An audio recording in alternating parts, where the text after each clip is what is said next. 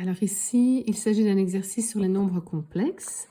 On nous donne un complexe z qui est mis sous forme de quotient. Donc on va multiplier par le binôme conjugué en dessous et au-dessus. Pour rappel, dans les complexes, i carré vaut moins 1. Et quand je fais a plus bi fois a moins bi, de ce fait, je me retrouve avec a carré plus b carré. Donc nous le faisons. Nous avons au-dessus 2 fois la parenthèse, en dessous la racine 2, là nous avons 1 plus 1, qui fait 2 qu'on peut simplifier. On se retrouve avec 1 plus i avec racine de 2 en dessous. On va rendre rationnel en multipliant au-dessus et en dessous par racine de 2. Ce qui nous donne 2 en dessous.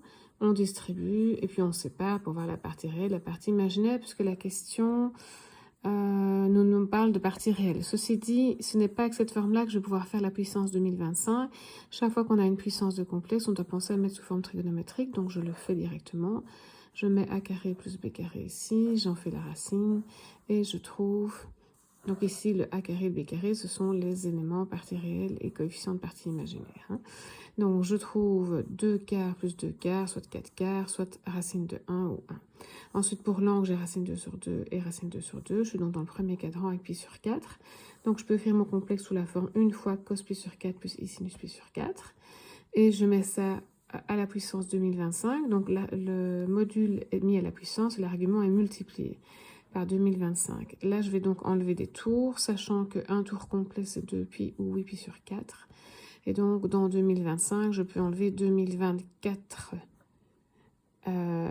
pi sur 4, ce qui fait 253 tours. Et il me restera pi sur 4. Donc, je mets ça ici. J'ai 1 et j'ai pi sur 4 dans le cosinus. Et donc, une fois cos pi sur 4, ce sera la partie réelle. Et puis l'autre... i fois 1 fois sinus pi sur 4, ça donnera la partie imaginaire. La question, c'est juste la partie réelle. Donc, on a ici la partie réelle qui vaut racine 2 sur 2, qui est le cosinus de pi sur 4.